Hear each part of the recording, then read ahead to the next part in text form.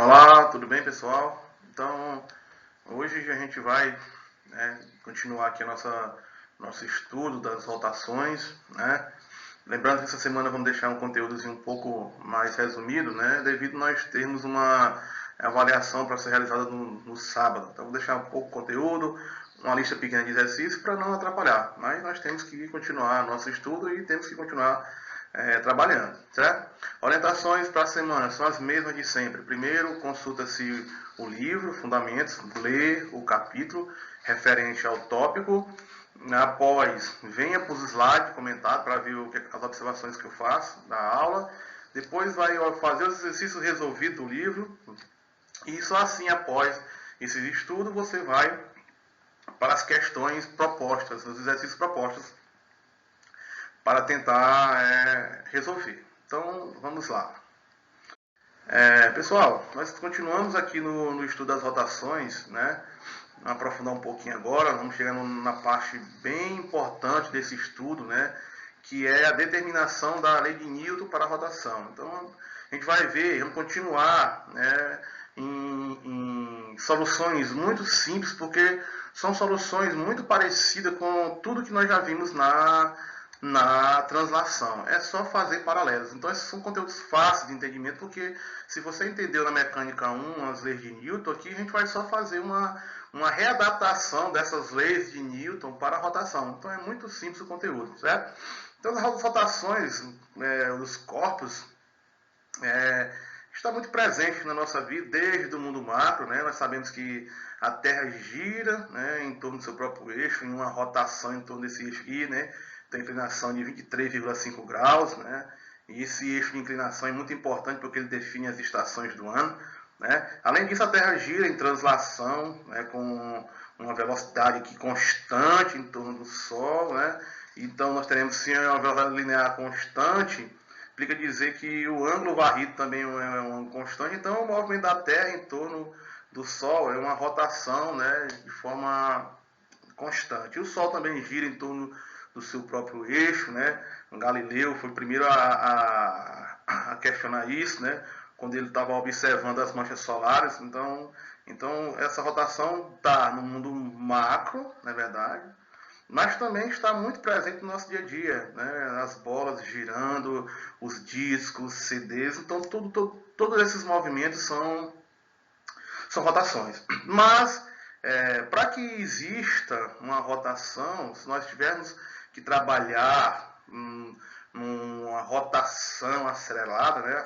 Nós já vimos anteriormente que a aceleração alfa, aceleração angular, que faz com que a velocidade angular mude, é necessário que nós tenhamos uma força por trás disso, né? Porque nós só podemos adquirir mudança de velocidade se nós tivermos uma força atuando nesse sistema, uma força resultante diferente de zero, para que a gente possa romper essa inércia, né? Romper que inércia? Romper a inércia do repouso ou romper a inércia do movimento uniforme.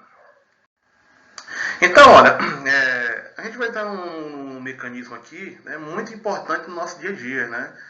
Que são fenômenos, né, que quando o homem tomou conhecimento, nós fizemos uso disso para tornar a nossa vida muito bem mais prática, né? Por exemplo, o que ocorre com a força que você realiza sobre a chave de roda? Então, por que se você tentar torcer um parafuso com a sua mão, você vai encontrar dificuldade, mas se você tiver uma chave, né, uma chave de roda, né? E quanto maior essa chave de roda tiver o cabo, mais fácil vai ser de você conseguir girar aquele corpo ali. Então, qual é essa relação que existe entre essas chaves, né, aplicando no dia a dia? Por que diminui a dificuldade de você fazer girar alguma coisa, né?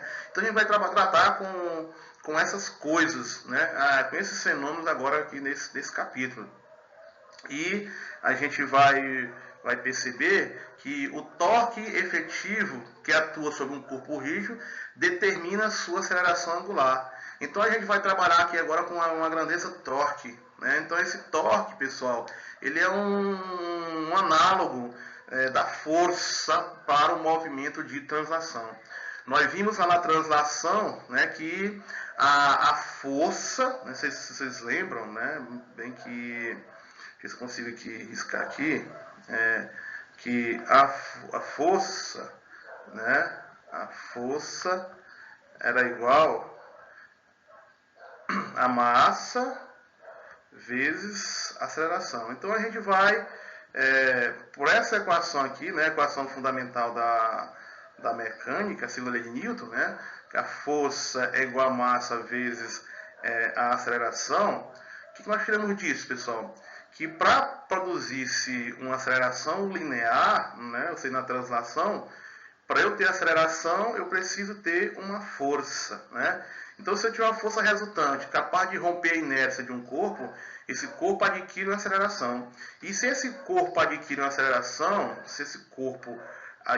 aceleração, então essa aceleração ela produz uma variação na velocidade. Então a gente vai perceber que aqui a gente vai fazer um análogo. Que forças são essas capaz de produzir uma rotação, ou seja, capaz de produzir uma mudança na velocidade angular. Então a gente vai perceber que essa força, né, um análogo dessa força é o que vamos chamar de torque de uma força. Então, partindo desse primeiro questionamento, né, a gente pode perceber algumas coisas do dia a dia, né? Por exemplo, a maçaneta de uma porta. Por que ela não está aqui, perto do eixo de rotação? Olha, perceba que as maçanetas das portas estão sempre o mais distante possível do eixo de rotação. Tudo isso tem uma explicação. E a gente vai entender aqui o porquê disso. Né? Por que a gente coloca essa maçaneta aqui, não aqui, perto do eixo de rotação, mas sim o mais distante possível. Certo? Então, introdução aqui. O que você pensa sobre o efeito de uma força capaz de alterar o movimento de rotação de um corpo? Então nós já vimos, né? Se a gente consegue alterar a rotação, ou seja, se um corpo está parado, a gente consegue colocar ele em rotação, é porque alguma força produziu essa mudança, né, na velocidade angular, e se houve mudança de velocidade angular, alguma força atuou para fazer essa mudança na inércia. Então, se é uma força, então ela deve ter módulo, deve ter direção, deve ter sentido, né? E a gente vai entender esses aspectos dessa força. Quanto mais distante do eixo de rotação aplicada a força, mais fácil de girar a porta. Olha, então, veja só, alguma característica, alguma grandeza física está relacionada a isso, né? Essa distância em que a maçaneta se encontra do eixo de rotação da porta. Porque senão a gente colocaria aqui no meio, ficaria mais estético, né? Mas não, a gente põe ela aqui bem na borda, o mais distante possível do eixo. Então tem uma explicação para isso.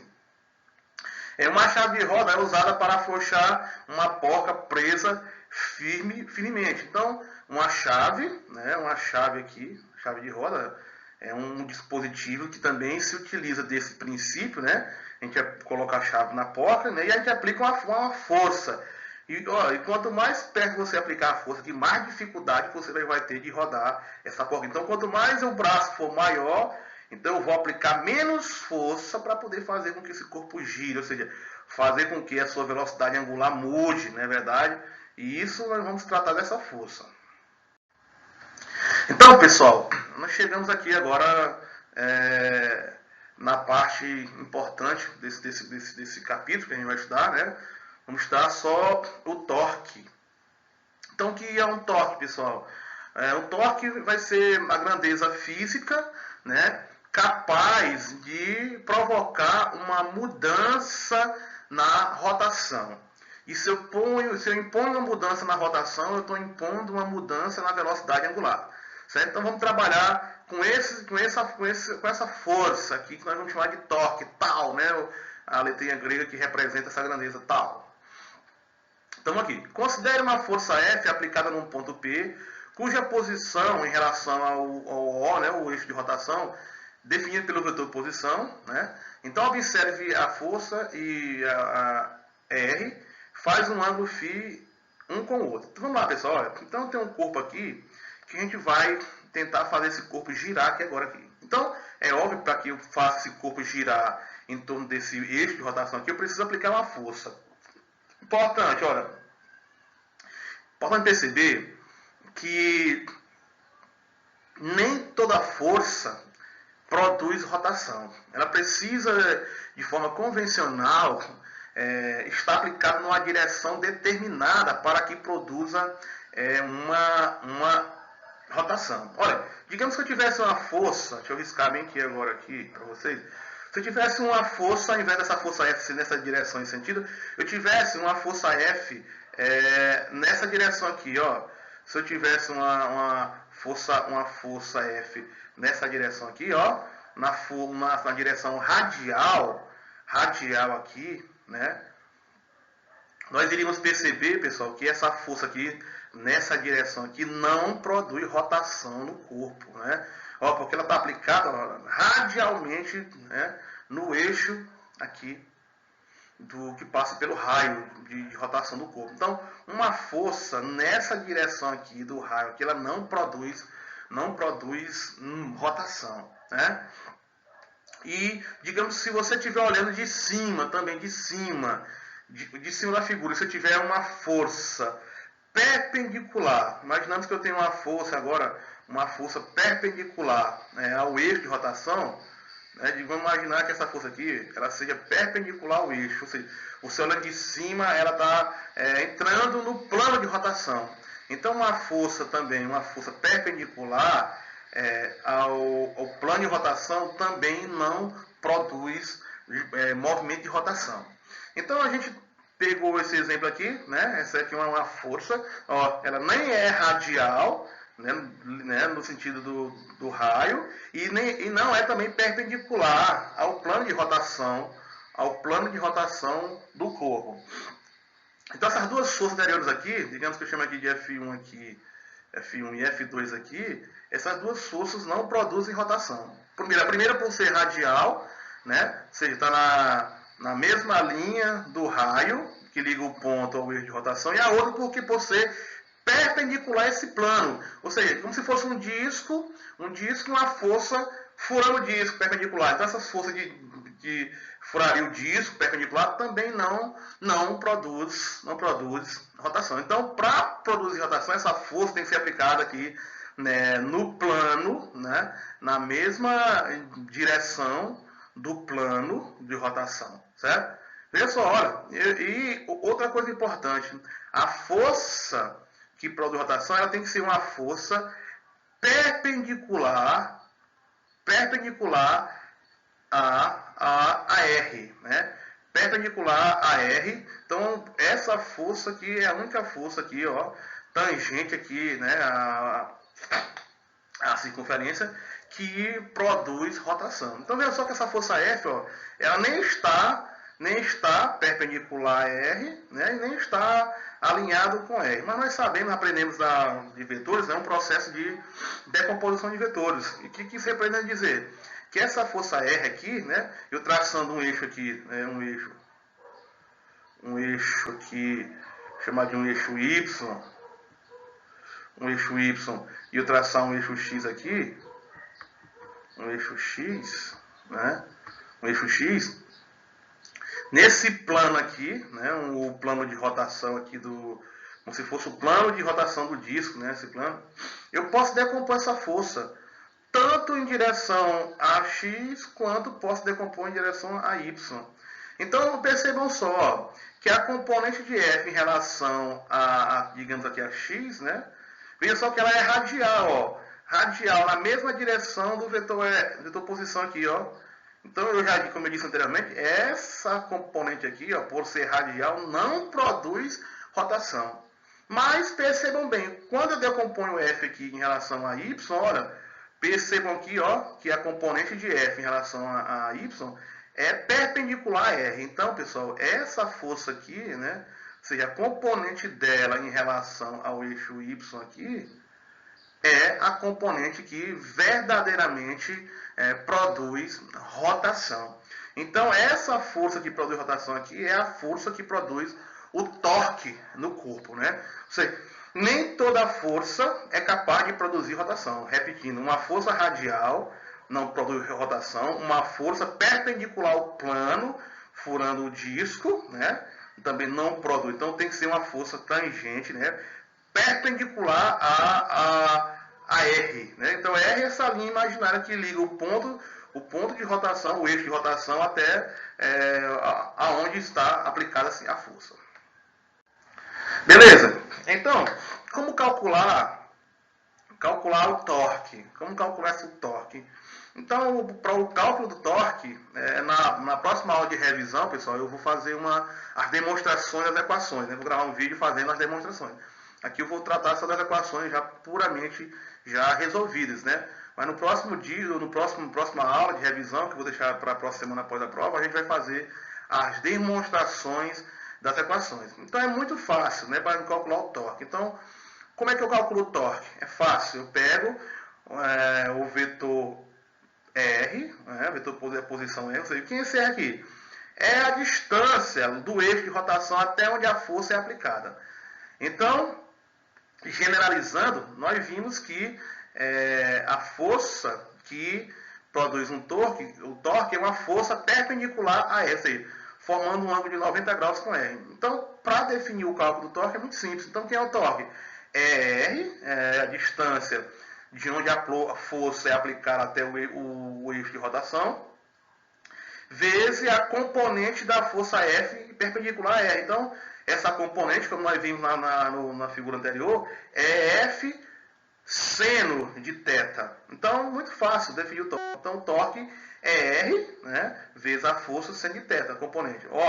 Óbvio que se essa força já estiver perpendicular a R, né, o seno de 90, né, é 1. Né, então, ficaria só RF.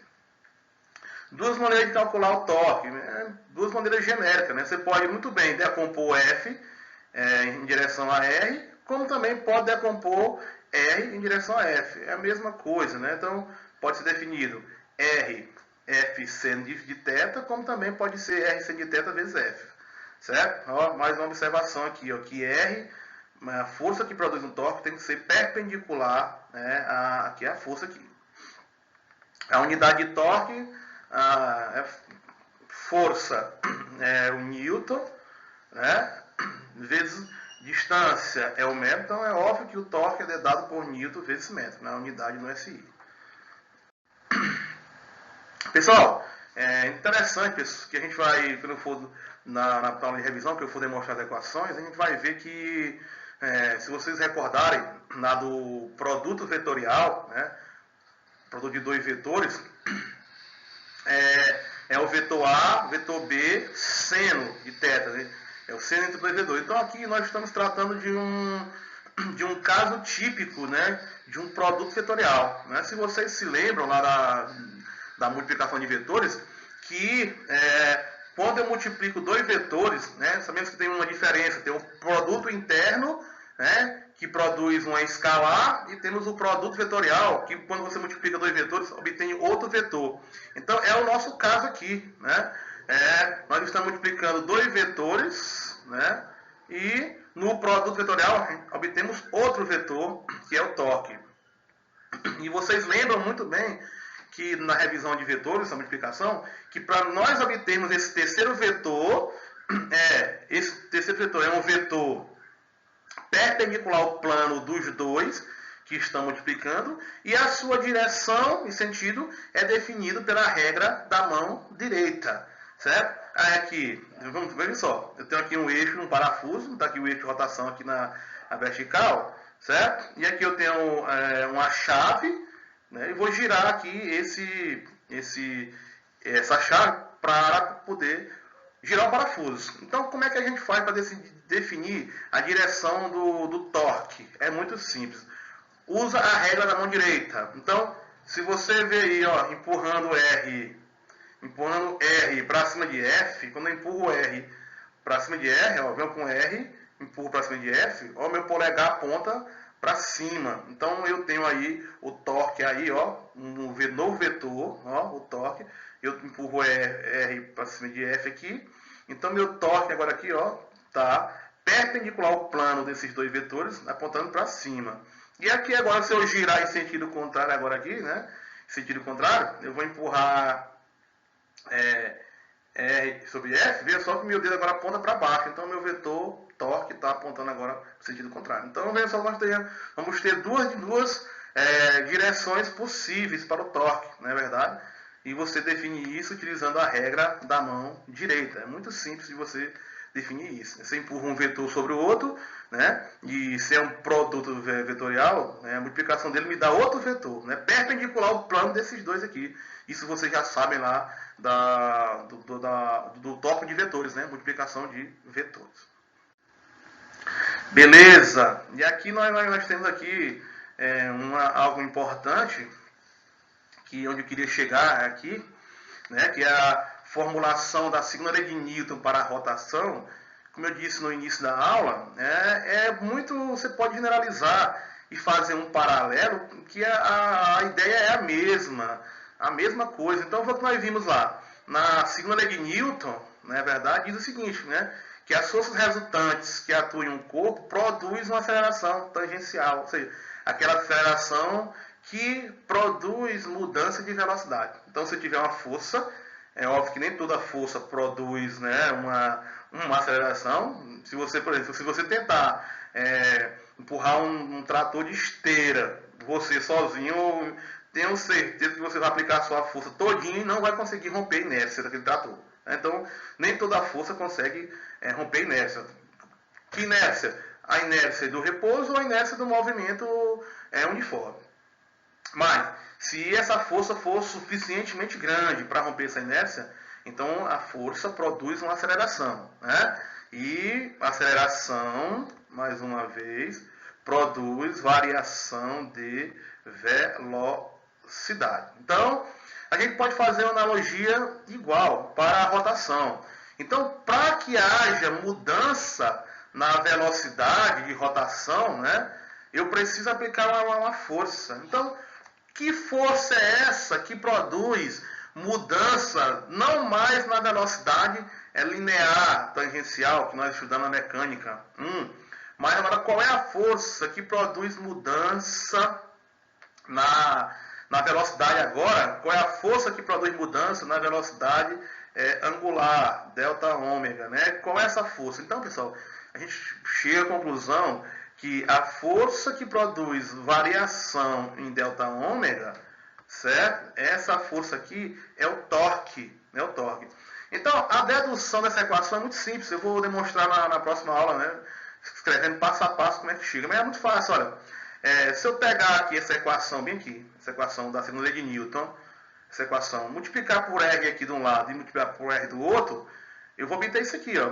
Porque, você sabe, numa equação, se eu multiplicar qualquer número de um lado e multiplicando do outro lado pelo mesmo número, não vai mudar em nada essa equação, continua a mesma equação. Então, se eu multiplicar por R aqui desse lado e R aqui, eu vou obter isso aqui, ó. Aqui eu obtenho F vezes R, e aqui eu obtenho MAR. F vezes R, né? F vezes R, nós já sabemos que isso aqui é o torque, né? O torque de uma força, produto vetorial da força vezes o vetor, né? Então isso aqui é torque. Aí ficamos aqui do outro lado com isso aqui, ó. M, massa, vezes aceleração tangencial, vezes R. Mas que é a aceleração tangencial? Que nós vimos na aula passada, relação entre as grandezas angulares e grandezas lineares. Então nós vimos que a aceleração tangencial, A, ou seja, essa capaz de mudar aqui a velocidade linear, ela é dada por alfa R. Então se a gente substituir bem aqui, olha, o que acontece? Olha, a aceleração tangencial, a tangencial quem é? Ó, é alfa vezes R. Substituindo aqui, ó, belezinha aqui, ó, eu obtenho aqui, ó, obtenho M, R vezes R quadrado, e nós já estamos doutores nesse assunto, né? Sabemos que o produto de M R quadrado é o momento de inércia de um corpo. Então, pessoal, a gente chega aqui onde eu queria chegar, né? Que é a definição aqui, ó, da segunda lei de Newton para a rotação. Veja só como é muito parecido. Olha, a primeira lei de Newton, as forças resultantes que atuam em um corpo é igual a massa vezes... Opa, deixa eu apagar isso aqui, senão não é muito bom não. Massa vezes a aceleração. Vezes a aceleração. Ó. Isso aqui que nós vimos na segunda de Newton. Não foi isso aqui? Vê só que é parecido, ó. As forças resultantes, né? Somatório das forças resultantes que atuam em um corpo é igual a massa de aceleração. Aqui é a mesma analogia, ó. As forças que atuam em um corpo, né, capaz de produzir uma mudança na inércia, né, se for capaz de produzir rotação, essa força é igual, ó, quem é o análogo da massa? Momento de inércia. Que é o análogo da aceleração linear, aceleração angular, mesma analogia. E aqui, pessoal, a gente define a segunda lei de Newton para a rotação. Então, o torque total, o somatório de todos os torques produzidos por todas as forças atuantes no corpo, é igual ao momento de inércia vezes a aceleração angular. Então, é a mesma relação, muito parecida, análogo. A gente pode também, dessa mesma perspectiva aqui, fazer a relação do trabalho e energia cinética para a rotação. Também é a mesma coisa. Olha aqui. Aqui nós temos o teorema do trabalho e energia cinética para a translação. Foi o que nós vimos. Nós vimos que o trabalho, pessoal, nada mais é do que a variação da energia cinética. Não? Então, se eu quero o que é o trabalho? O trabalho é transferência de energia. Então, como é que eu calculo esse trabalho? É fácil, olha. Se eu sei a energia cinética inicial de um corpo, né? E depois de um certo intervalo de tempo, ele mudou essa energia para uma energia final aqui, né, KF, então é muito fácil. Se eu calcular, pegar a energia final menos a inicial, eu tenho quem? A variação da energia cinética. Então essa variação da energia cinética é a mesma quantidade de energia que foi transferida. E a quantidade de energia transferida nós chamamos de trabalho. Então o análogo é muito parecido. Estou analisando aqui na translação. Então, para uma força variável qualquer, né, não tem uma força constante, nós só podemos calcular esse trabalho aplicando a integral. Né? Que é o trabalho? Força vezes deslocamento. Se a força não for constante, a gente aplica o cálculo integral para uma força variável qualquer. Certo? E nessa mesma perspectiva, nós podemos calcular a potência. O que é potência? É a taxa de variação dessa transmissão de energia, ou seja, é a taxa de variação de como o trabalho é realizado. Ou seja, potência nada mais é do que a eficiência com que você realiza o trabalho. Né? Mais rápido ou menos rápido, né? Porque em função do tempo. Ó. Trabalho por tempo. Quanto mais rápido você realiza um trabalho, o tempo menor, maior a sua potência. Mas que é um trabalho? Força vezes deslocamento. Ó. Põe aqui e vê só. Aí eu fico, dx dt é v. Então a potência também pode ser calculada pela força vezes a velocidade. Fazemos a mesma analogia para a rotação. É a mesma coisa, só mudando as variáveis aqui do fenômeno. Ó, do mesmo jeito aqui que nós vimos na aula anterior, que a energia cinética de rotação nada mais é do que também a energia cinética do início, a energia cinética do final menos a do início. Mas que é a energia cinética de rotação? Nós vimos na aula anterior que é 1/2 do momento de inércia, velocidade angular ao quadrado final menos a inicial. Então, aqui a mesma analogia ao trabalho na rotação é igual a variação da energia cinética de rotação, ou seja, energia cinética de rotação final menos a energia cinética de rotação inicial, que era isso aqui, ó, momento de inércia ômega 2. Então, a mesma analogia. E continuando o mesmo processo, o trabalho na rotação é a integral, como lá nós tínhamos anteriormente, nós tínhamos a força, a integral de f dx, aqui é a mesma coisa. O que é a força que produz rotação? É o torque. Qual é o espaço angular? O espaço percorrido? É o espaço angular. Então eu tinha integral de fx dx na translação, aqui eu tenho a integral da força, que é o torque, vezes o dx aqui, é o espaço angular, eu chamo de dθ. Então o trabalho é o torque dθ. Tá aqui. Se o torque for constante, sai para fora, a integral de dθ é θ final menos θ inicial. Ó, o trabalho nada mais é do que o torque vezes a variação do espaço angular. E, mais uma vez, fazendo analogia, a potência é a mesma coisa. Quem é a potência? É derivada do trabalho em função do tempo. Mas quem é o trabalho? Ó, o torque dθ. Então, se eu botar aqui nesse lugar aqui, ó, t dθ, eu vou ter o torque dθ dt. Quem é a variação do espaço angular sobre o tempo? É ômega. Então eu chego aqui uma equação, ó, da potência para o movimento de rotação, que é o torque vezes ômega. Lá na translação é F vezes V, aqui é a mesma coisa. Ó. Mas quem é o F aqui, que produz rotação? É o torque. Quem é a velocidade? Ao invés de ser V, é ômega. É a mesma coisa. Então, pessoal, olha, para finalizar aqui esse tópico aqui de torque, né? A gente comparando aqui, é a mesma analogia. Muda só as variáveis aqui, ó. Relação da translação e rotação. Ó, x, o espaço é x na translação, aqui o espaço na rotação é o ângulo, θ. Velocidade dx dt, velocidade ômega, dθ dt. A dv dt, alfa, d ômega dt. A massa está para o momento de inércia. Veja só como a relação é muito simples. Segunda lei de Newton, como eu falei, para a translação, né? MA para a rotação. Ó, a força fala o lugar do torque. A massa é o momento de inércia, que é a aceleração angular. Mesma coisa, trabalho. F dx, trabalho. Torque dθ. Energia cinética, 1/2 de V ao quadrado. Energia cinética de rotação, 1/2 de momento de inércia, ômega ao quadrado. Potência, FV, potência, torque, ômega. E variação de energia é a mesma. Então, pessoal, veja só que é um conteúdo que a gente já sabe como funciona o mecanismo do fenômeno. Então, para a gente aprender isso aqui, é só fazer uma relaçãozinha simples, né? Pega a translação e compara com a rotação, mudando só as grandezas relacionadas ao fenômeno. Então, obrigado a todos pela atenção e vamos aos estudos, né? Boa sorte a todos e até a próxima.